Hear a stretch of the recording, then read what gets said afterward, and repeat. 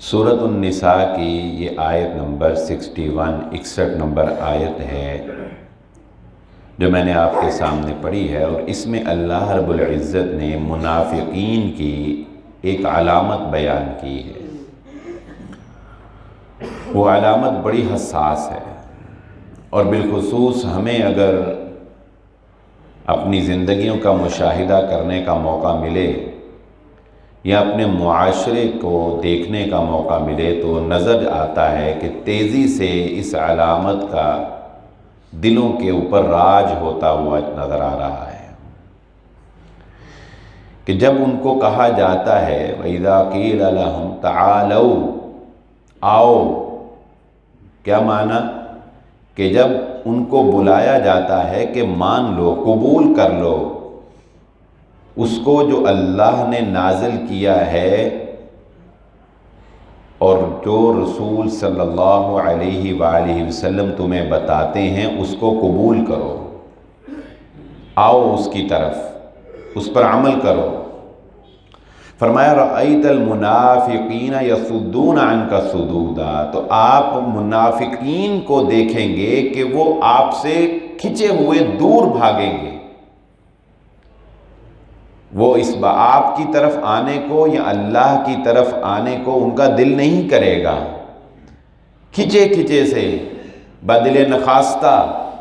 آپ کی باتوں کو اور قرآن کی باتوں کو بدل نخواستہ وہ سنیں گے، ان کا دل نہیں چاہتا ہوگا کہ وہ اللہ کی طرف یا محمد الرسول اللہ صلی اللہ علیہ وآلہ وسلم کے احکامات کی طرف اس کو قبول کر کے اپنی زندگیوں کے اس کے مطابق ڈھال لے، ان کا دل نہیں چاہتا ہوگا۔ آج اگر ہم اپنی زندگی کا مشاہدہ کریں تو دیکھیے کمزوریاں، کمیاں، کوتاہیاں تو ہر انسان میں، ہر مسلمان میں اور ہر مومن میں موجود ہوتی ہیں، لیکن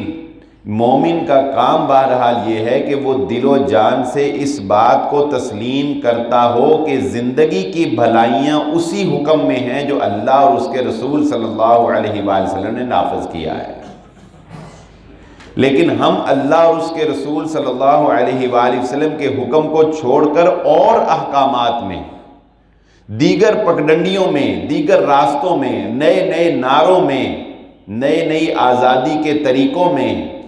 ہم راستے تلاش کرنے کی کوشش کرتے ہیں کہ شاید ادھر سے سکون مل جائے، شاید ادھر سے امن مل جائے، شاید ادھر سے راحت مل جائے۔ نہیں مل سکتی، اس لیے کہ خالق کائنات نے جو نظام، جو ڈھانچہ ہمارا مرتب کیا ہے اس کو صحیح رخ پر چلانے کا طریقہ کار بھی وہ خالق کائنات ہی بتا سکتا ہے۔ بعض حالات کے تناظر میں کرنا ضروری بھی ہے کہ جو اس وقت آپ کے سامنے میڈیا کے اوپر اور بلکہ پورے پاکستان کے موبائلز کے اوپر، سوشل میڈیا کے اوپر، فیس بک کے اوپر، یوٹیوب کے اوپر، نیوز چینلز کے اوپر ایک ہی گفتگو جو ہے وہ زیر بحث آ گئی ہے، تو ہم بھی اس میں اپنا حصہ ڈالنا وقت کی ضرورت اس لیے سمجھتے ہیں کہ تاکہ اس کو جتنا کچلا جا سکے کچل دیا جائے۔ لیکن ایک افسوس یہ بھی ہوتا ہے کہ یہ موضوع ایسا نہیں تھا کہ اس کو زبان زد عام کر دیا جاتا۔ کچھ چیزیں ایسی ہوتی ہیں کہ جن کو اگر اگنور کر دیا جائے، صرف نظر کر دیا جائے تو وہ اپنی موت خود مر جاتی ہیں، ان کے اندر اتنا دم ہی نہیں ہوتا، اتنی طاقت ہی نہیں ہوتی کہ وہ سر اٹھا سکیں۔ لیکن اس کو حسن اتفاق کہہ لیں کہ اسی ایک ایسے پودے کو کہ جس میں جان نہیں تھی، اس کو ایک سہارا ایسا مل گیا کہ وہ موضوع جو ہے وہ زبان زد عام ہو گیا۔ جیسا کہ ہم جانتے ہیں کہ یہ 8 تاریخ کو جو عورتوں نے مارچ کرنے کا پروگرام بنایا، اس پر ہم اکثر گاہے بگاہے آپ احباب کے سامنے روشنی ڈالتے رہتے ہیں، لیکن اس موضوع کو ہوا اس وقت ملی جب نیوز چینل کے اوپر ایک رائٹر نے، خلیل الرحمان صاحب نے، جب ایک ایسی آزاد خیال عورت ماروی محترمہ کے لیے سخت جملوں کا تبادلہ کیا تو اس وقت اس موضوع کو اور زیادہ جو ہے وہ ہوا مل گئی۔ اور اگر ہم اس بحث کا بھی تناظر دیکھیں تو وہ جو آزادی کا नारा लगाने वाली हैं, जो ये कहने वाली हैं कि उनकी हर चीज़ के ऊपर उनका इख्तियार होगा, उनके जिस्म पर उनकी मर्ज़ी चलेगी, उनकी गुफ्तगू पर उनकी मर्ज़ी चलेगी, उनकी शब रोज़ पर उनकी मर्ज़ी चलेगी, जो ये नारा लगाने वाली हैं, उनको तो गुफ्तगू के अदब व आदाब का भी इल्म नहीं है कि किसी के साथ अगर गुफ्तगू करनी है तो उसके आदाब क्या है। अगर अपनी ज़ात के ऊपर अपनी मर्ज़ी चलानी है तो फिर हर एक को हासिल है कि वो अपनी मर्ज़ी चलाता फिरे, फिर ये एक बहस व तकरार और गालम गलोच का हर वक्त तबादला ही होता रहेगा। जब हर कोई अपनी मर्ज़ी चलाएगा तो ना कोई सुनेगा, ना कोई किसी को की बात मानेगा, हर कोई कहेगा मैं आज़ाद हूँ, मैं अपनी मर्ज़ी चलाता हूँ। ना बाप बेटे की मानेगा, ना बेटा बाप की मानेगा, ना बेटी बाप की इज्जत करेगी, ना बहन भाई की कोई एहतराम उसके दिल में रह जाएगा, ना माँ की मोहब्बत की ममता जो है वो बाकी रहेगी, ना बेटी का तकद्दुस और एहतराम बाकी रहेगा, ना शोहर की इज्जत रहेगी, कुछ भी नहीं रहेगा। गोया कि ये मुआशरा एक हैवानियत का मंजर पेश करेगा और शायद हैवान जो हैं वो भी अक्ल ना होने की वजह से हैवान कहलाते हैं। इंसान तो अक्लमंद है, ये अक्ल रख के भी हैवान कहलवाए तो ये इसकी तौहीन है। अक्ल होने के बावजूद अगर ये हैवानों वाले काम करने की कोशिश करे तो ये इसकी तौहीन है। तो देखिए, इस्लाम ने जो अदब व आदाब सिखाए हैं उसमें आज़ादी का तसव्वुर मौजूद है। मेरे जिस्म पर मेरी मर्जी चलती है, इस जिस्म को अल्लाह रब्बुल इज़्ज़त ने पाबंद नहीं किया है। आपके जिस्म को भी अल्लाह रब्बुल इज़्ज़त ने पाबंद नहीं किया है। इसी तरह की खातून है तो उसको भी ठीक है, उसके जिस्म पर उसकी मर्जी चलती है, अल्लाह रब्बुल इज़्ज़त ने उसको मजबूर नहीं किया है। देखिए ना, हम अपनी मर्जी से यहाँ मस्जिद में नमाज पढ़ने के लिए आए हैं ना आते तो कोई जबर था? अल्लाह रब्बुल इज़्ज़त ने कोई जबरी तौर पर हमें यहाँ बुलाया? हम अगर निकाह के बंधन में बंध कर एक इज़्ज़त के साथ ज़िंदगी गुजारते हैं, अल्लाह और उसके रसूल पर अहकामात पर पाबंदी करते हैं तो अपनी मर्जी से करते हैं ना। अल्लाह रब्बुल इज़्ज़त ने इस दुनिया के अंदर हमें रास्ता दिखा दिया, कहा मर्जी अपनी करो। अल्लाह ने हमें रास्ता दिखा दिया, कहा मर्जी अपनी करो, हम तुम्हें मजबूर नहीं करते। लेकिन याद रखना, जो मेरे रास्ते के ऊपर चलेगा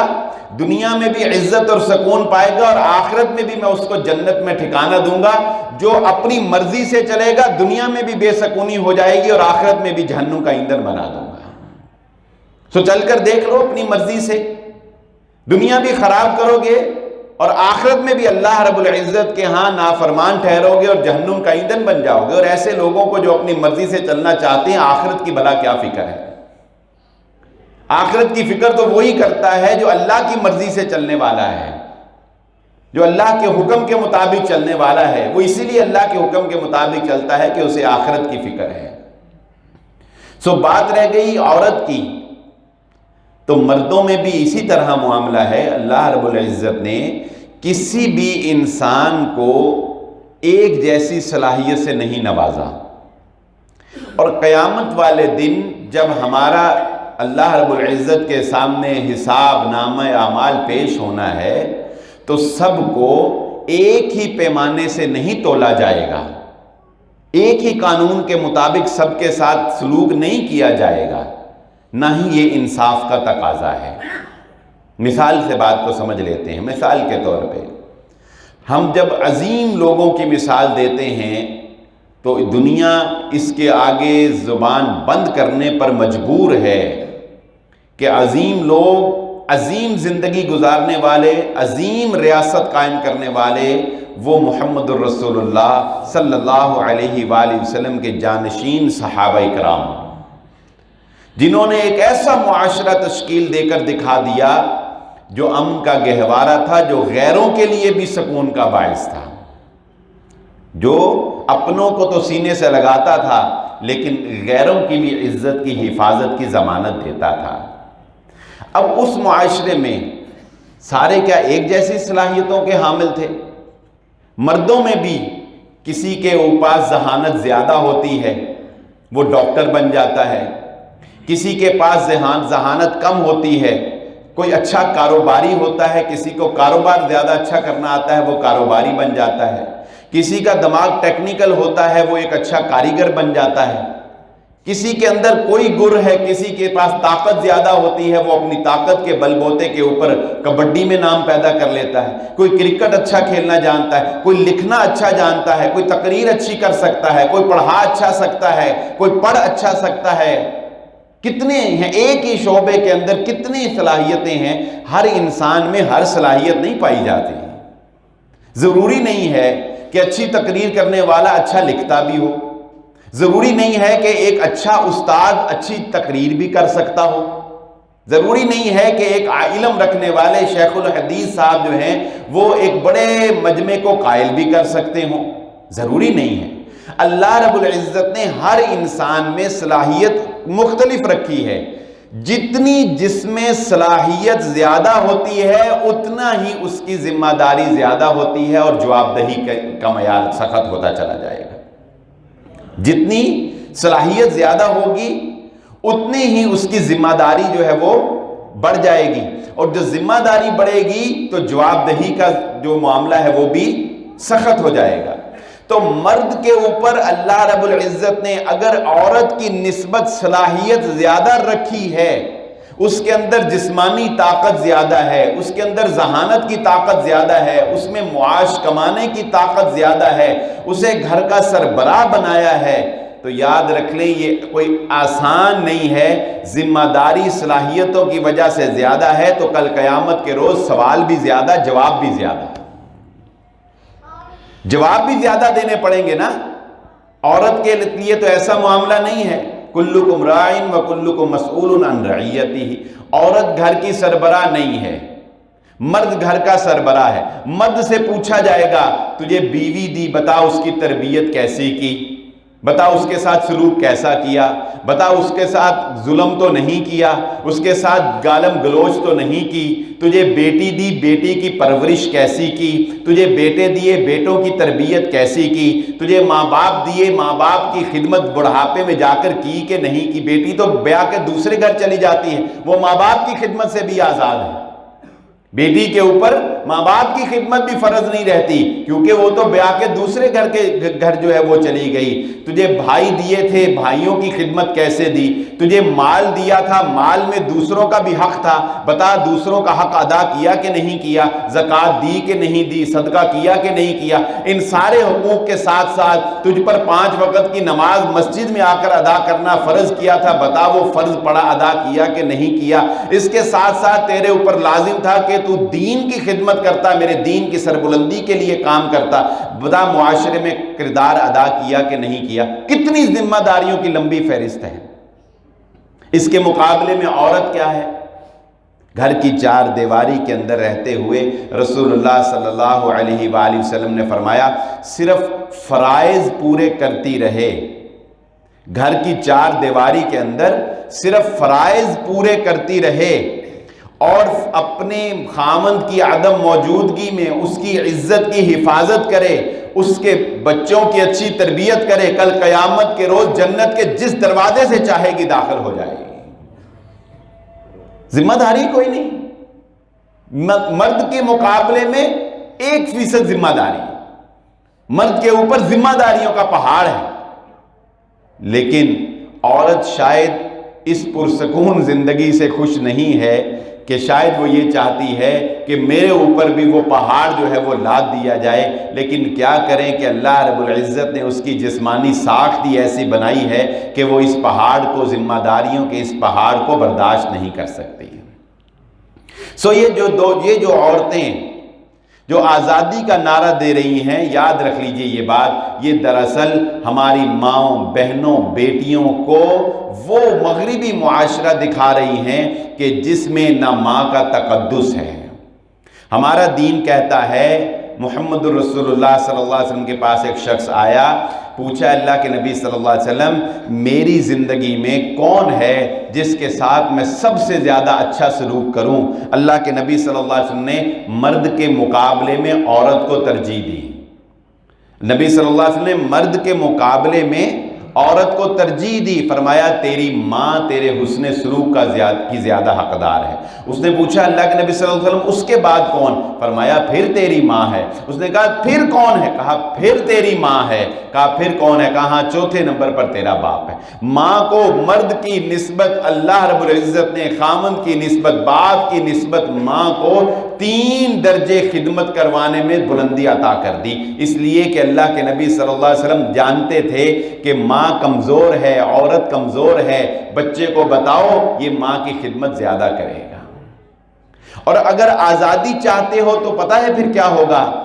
آزادی چاہتے ہو تو پھر بچے اپنے ہاتھوں سے ماؤں کو اولڈ ہاؤس میں جا کر جمع کروا دیں گے، سال بعد عید پر 200 روپے کا 1 پاؤنڈ کا کیک لے جا کر ماں کے سامنے رکھ کے کہیں گے ماں تجھے مبارک ہو، یہ عید کے اوپر تیرے لیے ہم کیک لے کر آئے ہیں۔ اس کی تجہیز و تکفین میں بھی پیسے دے کر انہی کو کہیں گے اولڈ ہاؤس والوں کو اس کو دفنا دو، ہم قبر پہ فاتحہ پڑھ دیں گے۔ یہ ہے آزادی۔ کیا یہ آزادی چاہتی ہیں؟ یہی آزادی ہے۔ جب آزاد ہوگے پھر نہ بیٹا عزت کرے گا، نہ بیٹا ماں کی قدموں کے نیچے جنت تلاش کرے گا۔ اور اب تو عالم یہ ہے کہ سعودی عرب کے اندر وہ بڑا مشہور کیس ہوا جو اخباروں میں بھی چھپا اور جج بھی حیران ہو گیا کہ ایک ماں کے چھوٹے بیٹے نے اپنے بڑے بھائی پر کیس کر دیا۔ میں اختصار سے بات کروں کیونکہ بڑی مشہور بات تھی یہ کہ چھوٹے بھائی نے بڑے بھائی کے اوپر کیس کر دیا کہ گزشتہ اچھا عمریں کتنی ہیں؟ بڑے بھائی کی عمر جو ہے وہ تقریباً میرا خیال ہے مجھے یاد ہو تو تقریباً 80 سال ہے، اور جو چھوٹا بھائی ہے اس کی عمر جو ہے وہ بھی تقریباً 65 کے قریب ہے، یعنی خود 60 65 کے اور 80 کے، اور ماں کی خدمت کر رہا ہے بڑا بیٹا گزشتہ 40 سال سے۔ چھوٹے نے کیس کر دیا، اب یہ بوڑھا ہو گیا ہے، ماں کی خدمت نہیں کر سکتا، لہذا میں حق رکھتا ہوں باقی ماندہ زندگی ماں کی مجھے دے دی جائے، میرے پاس ماں رہے، میں اس کی خدمت کروں گا۔ 2 بھائی آپس میں لڑ رہے ہیں کس بات پر؟ اس بات پر کہ ماں کس کے پاس رہے گی۔ بڑا دیتا نہیں ہے، چھوٹے نے لینے کے لیے عدالت میں کیس کر دیا، حتیٰ کہ جج نے کہا کہ کوئی فیصلہ بھائی کر لو، وہ 15 دن تم رکھ لو، 15 دن تم رکھ لو۔ چھوٹا نہیں مانتا، بڑا بھی نہیں مانتا، کہتے نہیں۔ بالآخر مجبوراً جج نے کہا کہ چلو بڑے نے بڑی خدمت کر لی ہے، اب چھوٹے کو بھی ملنا چاہیے، تو چھوٹے کے حق میں فیصلہ ہو گیا، اور بڑا جو ہے وہ زارو قطار روتا ہوا کہہ رہا تھا ہائے میرے بڑھاپے نے مجھ سے ماں کی خدمت چھین لی۔ چھوٹے نے ایلیگیشن لگایا نا کہ بوڑھا ہو گیا اب صحیح خدمت نہیں۔ یہ ہے وہ معاشرہ جو قرآن سکھاتا ہے اور اسلام سکھاتا ہے۔ آزادی کس سے چاہتے ہو؟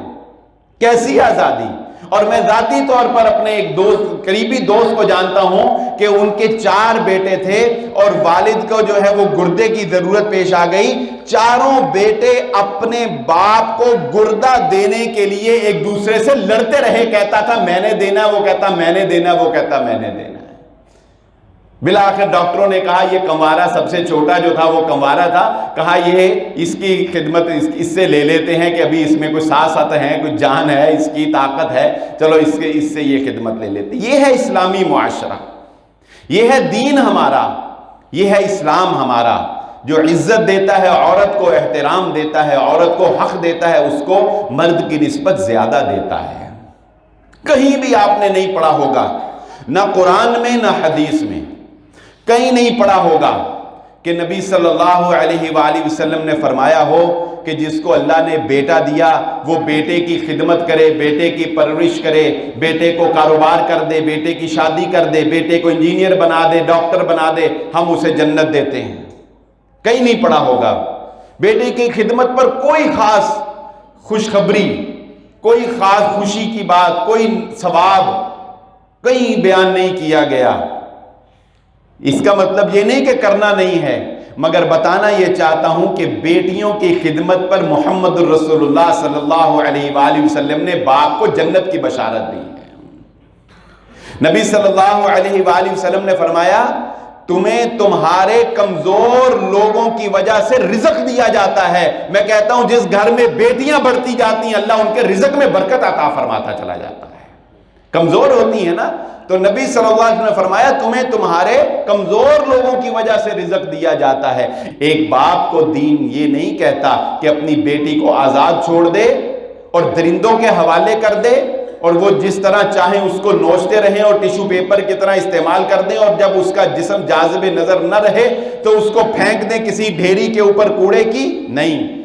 دین کہتا ہے کہ محمد رسول اللہ صلی اللہ علیہ وسلم گھر تشریف لائے۔ حضرت عائشہ نے کہا اللہ کے نبی صلی اللہ علیہ وسلم میں نے آج ایک عجیب منظر دیکھا، مجھے دروازے پر دستک ہوئی، ایک عورت سامنے کھڑی تھی، ایک دائیں طرف اس کے چھوٹی بچی کھڑی تھی، ایک بائیں طرف اس کے چھوٹی بچی کھڑی تھی، دو بیٹیوں کے ساتھ ایک ماں آئی تھی۔ اس نے سوال کیا، میرے پاس گھر میں ایک ہی کھجور پڑی تھی، میں نے وہ کھجور اس کو پیش کر دی،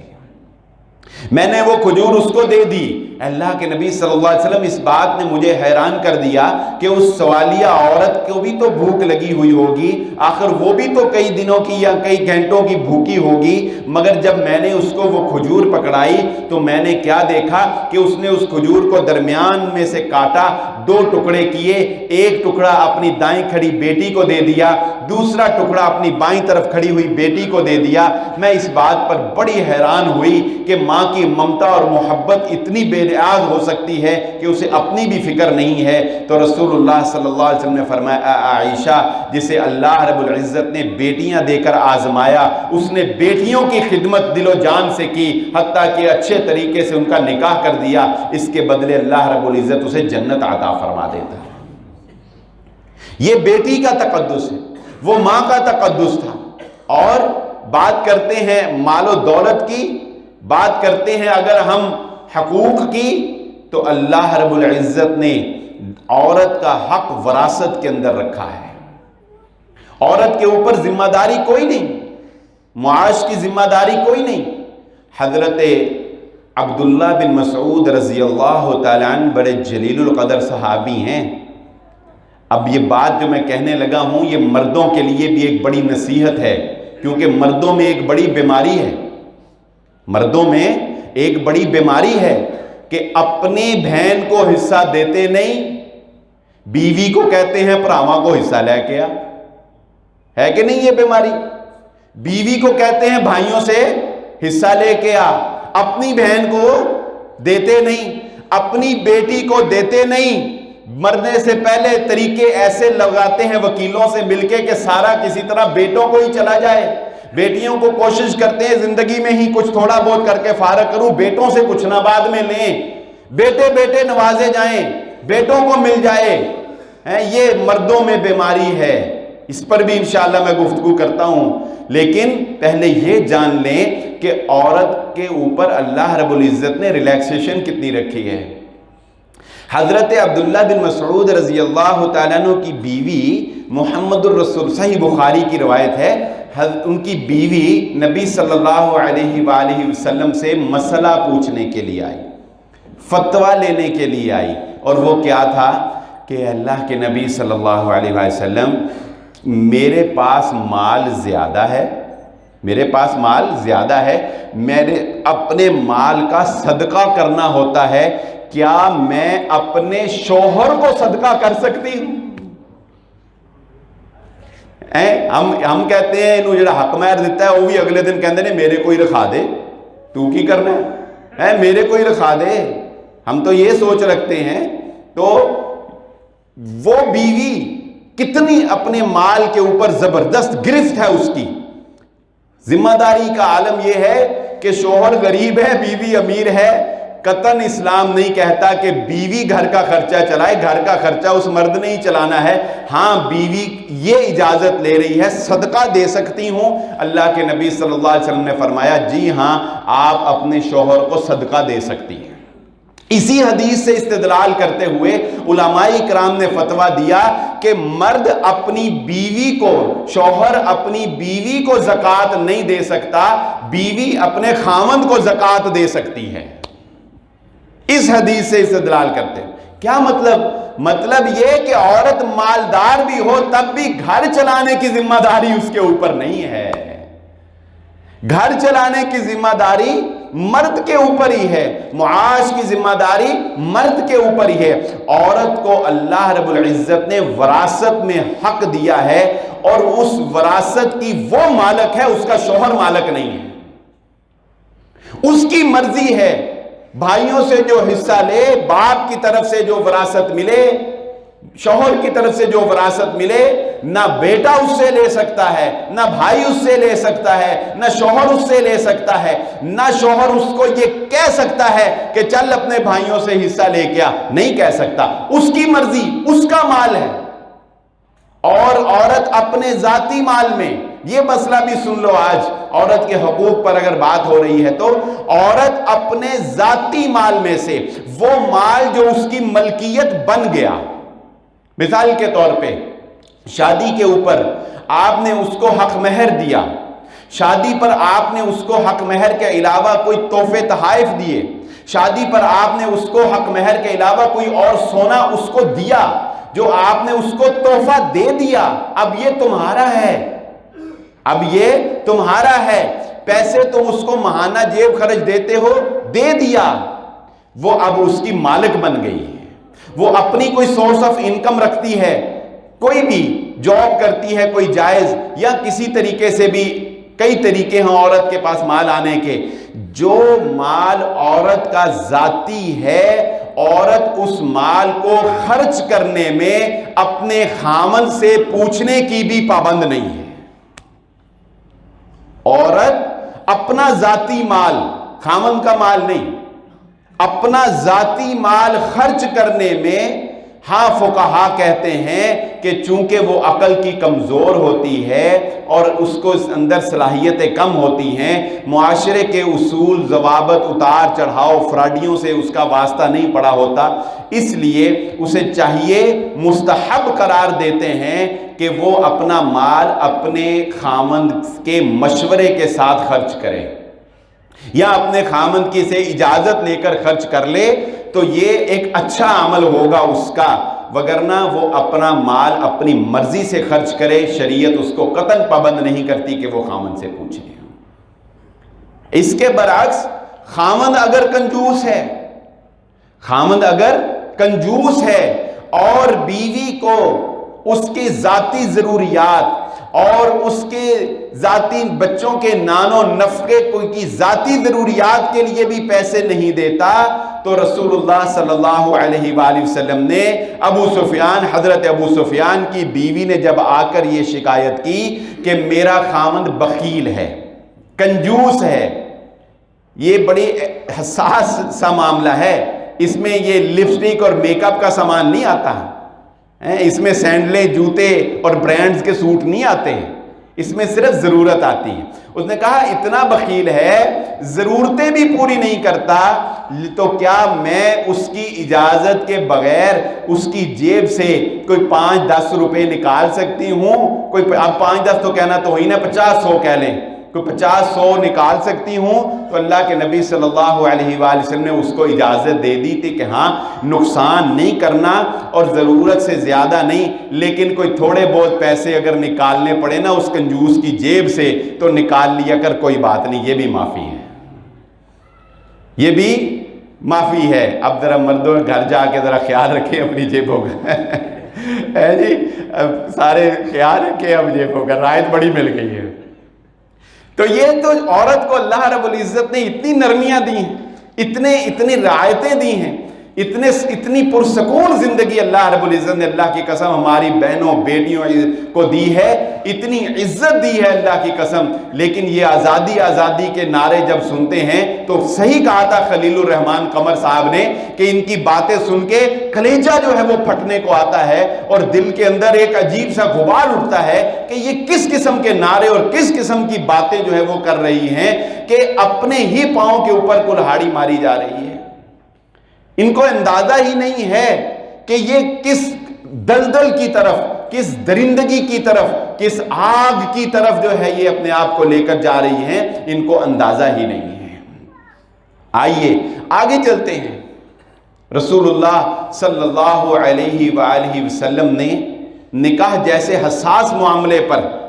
نکاح جیسے حساس معاملے پر حضرت علی رضی اللہ تعالیٰ عنہ کا رشتہ کروانے والے حضرت ابو بکر صدیق اور حضرت عمر ابن خطاب رضی اللہ تعالیٰ عنہما، یہ دونوں شیخین ہیں جنہوں نے رشتہ مانگا حضرت فاطمہ کا نبی صلی اللہ علیہ وسلم سے۔ کس کے لیے؟ حضرت علی رضی اللہ تعالیٰ عنہ کے لیے۔ جب رشتہ مانگنے کے لیے گئے، محمد الرسول اللہ صلی اللہ علیہ وآلہ وسلم جو کائنات کے امام ہیں، جن کی بات اللہ رب العزت کے حکم سے زبان سے نکلتی ہے، وہ ایک باپ کی حیثیت سے کہتے ہیں مانگنے والے شیخین ہیں، رشتہ علی کا ہے، بیٹی فاطمہ ہے، کہتے ہیں ٹھہر جاؤ، اپنی بیٹی سے پوچھ کے آتا ہوں پھر تمہیں جواب دوں گا۔ اپنی بیٹی سے پوچھ کے آتا ہوں پھر تمہیں جواب دوں گا۔ حضرت فاطمہ رضی اللہ تعالیٰ عنہ کی شادی حضرت علی رضی اللہ تعالیٰ عنہ سے ہوئی۔ محمد رسول اللہ صلی اللہ علیہ وآلہ وسلم نے اجازت لی اپنی بیٹی سے، بیٹی خاموش رہی کہ نبی صلی اللہ علیہ وسلم فرمایا کماری لڑکی کا حسن یہ ہے، شرم و حیا کا عالم یہ ہے کہ وہ ہاں بھی بول کر نہیں کر سکتی ہے۔